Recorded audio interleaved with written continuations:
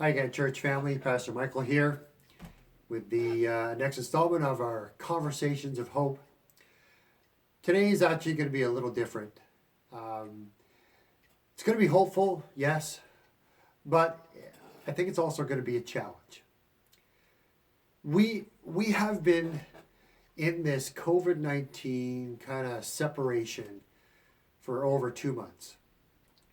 And we've been asked to do some challenging things for the sake of the health of our workers on the front line, health of each other, health of our seniors, and really it's been difficult for a lot of us. We understand that, and yet we're asked to follow certain guidelines and certain rules by our government.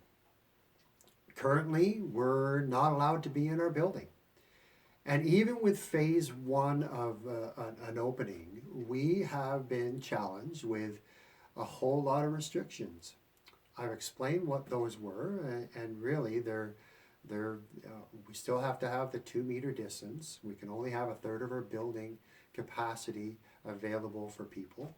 And we can't have children's ministry. We can't have coffee time. We can't have singing, and all of these things are a result because of religious organizers or churches being one of the challenges for the spread of this virus. It reminds me of a story which I actually taught back when we were looking at the words of Jesus and how we truly to respond to all of this that's happening. And in the words of Jesus, we got to the Sermon on the Mount, Matthew 5. And there's a whole lot of instruction there, but there's just one line that I'm just going to read. It says, if anyone forces you to go 1 mile, go with them 2 miles. The concept of that teaching was that in the days of Jesus, the nation, the Palestine nation, or the nation of Israel, the Jews at that time, Jerusalem was not under their own rule. They were an occupied country by Rome. And Rome enforced this rule by having Roman soldiers that were positioned all across the country. And according to their law, a Roman soldier could require a Jewish citizen to carry his pack for him, carry his armor, carry whatever for a distance over 1 mile. It was the law. You had to do it. The law obligated them to the first mile of servanthood. So imagine the complaints that you could get. Imagine if back in the first century they had YouTube, or they had Facebook, or they had Instagram, and they were able to make comments about the Roman rule. Oh, I can't believe they have me do this. You know what? It's just a mockery. It's against my freedom, my rights, and my freedoms, and et cetera, et cetera. Kind of like what I see people doing today.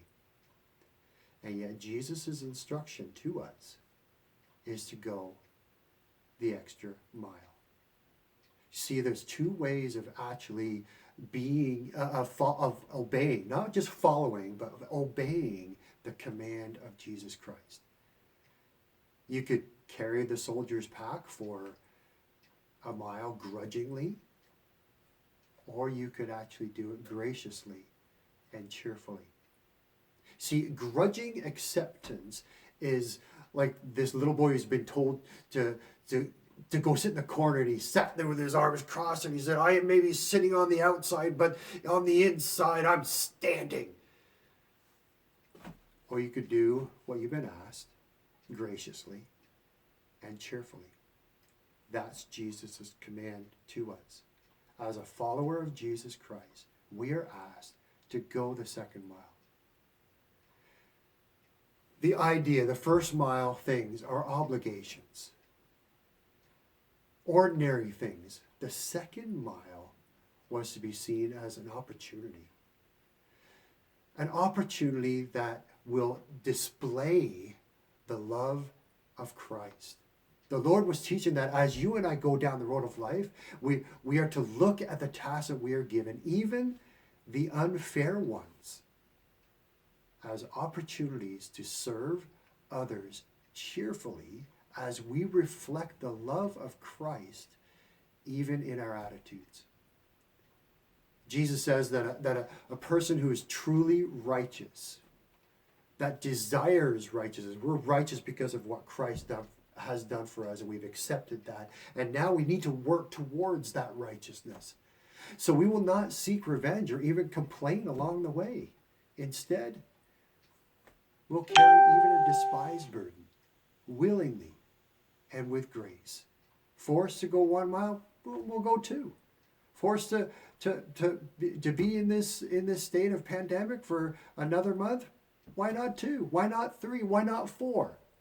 We have other ways of serving and loving others and serving and loving Christ in the whole time that we're here. Remember too, it also means that you go even further. 1 mile actually out and 1 mile back, that's 2. 2 miles out, 2 miles back, you're going 4. The picture is not to do the bare minimum or to do it complaining and being bitter and spouting off your ideas, your thoughts, your plans. No, as a believer in Christ, we are to follow his and obey his commands. Go the extra mile. Don't just do the bare minimum. Jesus is, I'll leave a quote by John Stott. He said, Jesus' illustration and personal example depict not the weakling. Sometimes we think of this as, oh, it's just my rights and I'm not going to stand for it. That shows that I'm weak. But Jesus' illustration, command, and example don't depict a weakling who offers no resistance.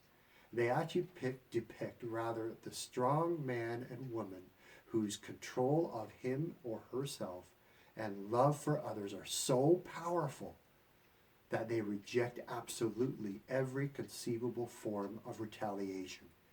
Because truly, if we lay it all down, we put everything aside, it's all about retaliation. We want to get back. And that's not what Christ commanded us.